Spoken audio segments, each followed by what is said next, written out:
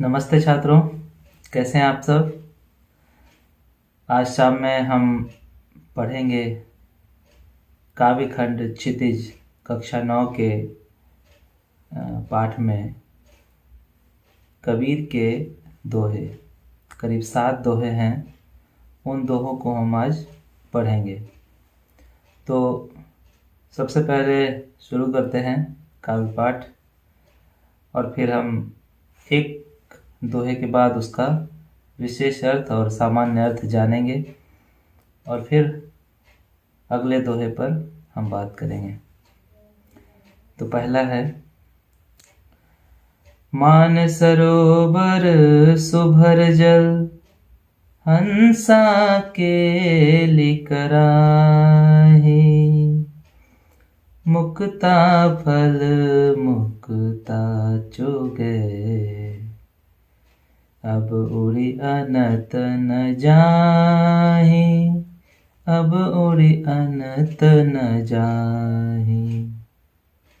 अर्थ है, मन रूपी सरोवर मतलब मान सरोवर, सुभर जल, सुभर मतलब अच्छी तरह से भरा हुआ है, जल से, जल मतलब भक्ति रूपी जल से।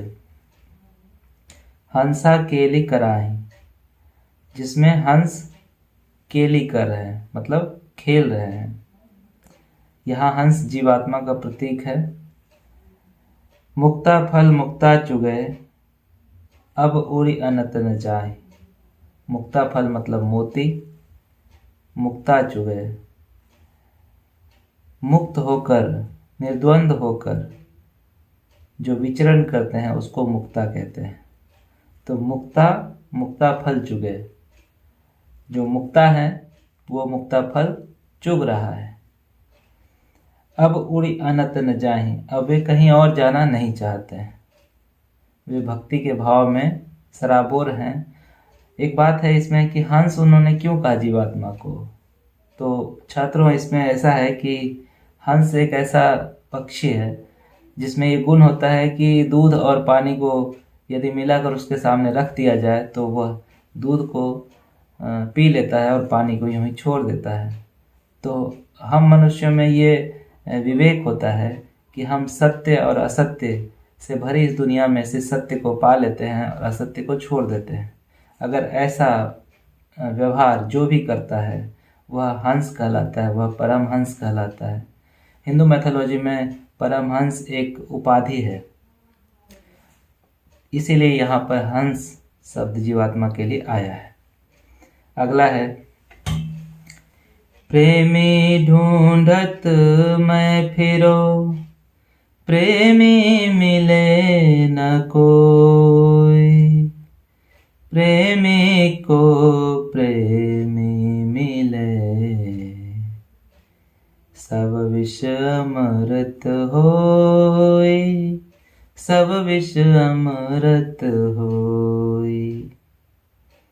कबीर कहते हैं कि प्रेमी ढूंढत मैं फिरो, प्रेमी मिले न कोई। मतलब है, प्रेमी ढूंढते हुए मैं पूरी दुनिया में फिरता रहा, घूमता रहा, मगर मुझे प्रेमी नहीं मिला। प्रेमी को प्रेमी मिले, सब विष अमृत होए। कबीर कहते हैं कि प्रेमी को ढूंढत मैं फिरो, मैं प्रेमी को ढूंढने के लिए पूरी दुनिया में यत्र तत्र घूमता फिरा, प्रेमी मिले न कोई, मुझे कोई प्रेमी नहीं मिला। प्रेमी को प्रेमी मिले, कबीर का ऐसा अनुभव है कि प्रेमी जन को ही प्रेमी मिलते हैं। आप याद कीजिए कि पिछली कक्षा में हम एक बार बात किए थे कि प्रेमी को प्रेमी मिले, जाकी रही भावना जैसी, प्रभु मूरत देखी तिन तैसी। एक कहावत है। एक है कि नजरे बदले तो नज़ारे बदल गए, किश्ती ने रुख बदला तो किनारे बदल गए। मतलब आपकी नज़रें जैसी होगी आपको वैसे ही दुनिया मिलेगी। तो कबीर कहते हैं प्रेमी को प्रेमी मिले। अगर हमारे मन में प्रेम होगा, अगर हमारे भाव प्रेममय होंगे तो हमें निश्चय ही प्रेमी मिलेंगे, हमें प्रेम ही मिलेगा। यदि हमारी आँखें क्रोध से होकर देखेगी तो निश्चित रूप से हमें दुनिया जलता हुआ नजर आएगा। तो कहते हैं प्रेमी को प्रेमी मिले। अगर हमारी आंखें प्रेम को ढूंढ रही है, प्रेममय है, भक्तिमय है, तो ही हमें प्रेमी के तौर पे दुनिया दिखेगी। तब सब विष अमृत होए। प्रेमी को प्रेमी मिले। जब प्रेमी ढूंढने के लिए चलता है किसी प्रेमी को तो उसे निश्चित रूप से प्रेमी ही मिलता है। तो ऐसी स्थिति में जब ये मिलन हो जाता है तो दुनिया में या इस जगत में जो भी विषाक्त चीजें हैं वे भी अमृत का रूप धारण कर लेती हैं। अगला दोहा है, हंसते चढ़िए ज्ञान को सहज दुली चाडारे। स्वान रूप संसार है, भूकन दे झक मारे। भूकन दे झक मारे। कबीर कहते हैं, हस्ती चढ़िए ज्ञान को सहज दुली चाडारी। हस्ती मतलब हाथी, हाथी पर चढ़िए। ज्ञान रूपी हाथी पर अगर चढ़ना है, ज्ञान को हाथी की संज्ञा देते हैं कबीर।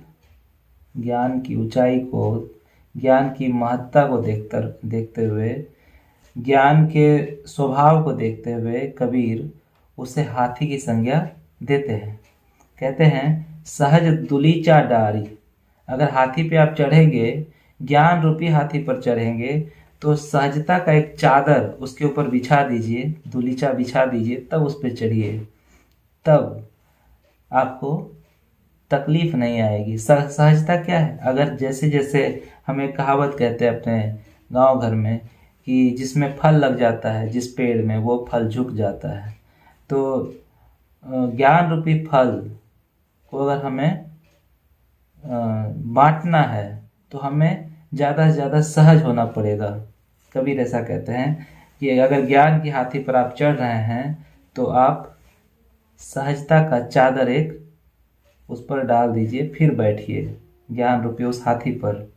कहते हैं स्वान रूप संसार है, भूखन दे झक मारी। ये स्वान रूपी संसार है। स्वान मीन्स कुत्ता। कुत्ते जैसा इस संसार की गतिविधि है। मैं ये नहीं कहता हूँ कि संसार में सब कुत्ते जैसे लोग हैं। मतलब कबीर ऐसा कहते हैं कि हमारे समाज, हमारा जो संसार है वह हमें खींचता है अपनी ओर, अपने उन कुवृत्तियों की ओर। तो जैसे कुत्ते आपस में लड़ते हैं, तो इसी तरह कबीर कहते हैं कि स्वान रूप संसार है, हाथी चले बाजार, कुत्ता भूखे हजार। कहावत है। तो स्वान रूप संसार है। संसार की जो मोह माया है वह स्वान रूपी है। कुत्ते के व्यवहार की तरह उसका है कि वह दूसरों पर, अनोखे लगने वाले जीव पर भूखते रहता है, वो उसका कद्र नहीं करता है। तो कहता है भूखन दे झक मारी, भौंकने में अपना समय बिता देता है। तो कबीर आगे की पंक्ति में फिर कहते हैं, पखा पखी के कारणे सब जग रहा भुलान। निरपख होई के हरि भजै, सोई संत सुजान। सोई संत सुजान। पखा पखी के कारणे, पखा पखी मतलब पक्ष विपक्ष, पक्ष विपक्ष के कारण सब जग रहा भुलान। सब जग को हम भूल जाते हैं। हम दुनिया को बस दो भागों में बांट कर देखने लगते हैं कि कौन मेरे पक्ष में है और कौन मेरे विपक्ष में है। तो पखा पखी के कारण सब जग रहा भुलान। हम जिस तरह से कोई तथ्य खोजते हैं या किसी विचार में डूब रहे होते हैं, तब चाहे वो विचार परमात्मा का ही क्यों नहीं हो। तो पक्ष विपक्ष के कारण हम उस परमात्मा के आविर्भाव को परिभाषित करने के लिए भी पक्ष और विपक्ष गढ़ लेते हैं। तो कबीर कहते हैं, पखा पखी के कारण सब जग रहा भुलान। पक्ष और विपक्ष में हम इतने पड़ जाते हैं, हम अपने तर्कों को साबित करने के लिए दूसरे के विचार को धराशायी करने के लिए हम इतने लग जाते हैं कि पखा पखी के कारण, उस शब्द युद्ध के कारण सब जग रहा भुलान। पूरी दुनिया अपना समय भुला रही है, बिता रही है, कोई उसका आउटपुट नहीं है, उत्पाद नहीं है। निरपक्ष होई के हरि भजय। कबीर कहते हैं, निरपेक्ष होकर जो हरि को भजता है सोई संत सुजान। वही सच्चा संत है, जो पक्ष और विपक्ष में अपना समय जाया नहीं करता है, अपनी ऊर्जा व्यर्थ नहीं करता है। वही व्यक्ति संत है, सच्चा संत है। निरपक्ष होई के हरि भजे। निरपक्ष मीन्स निरपेक्ष, किसी से कोई मतलब नहीं, न पक्ष से न विपक्ष से। उसका अनुभव अपना अनुभव होता है, निजी अनुभव होता है। तो आगे है,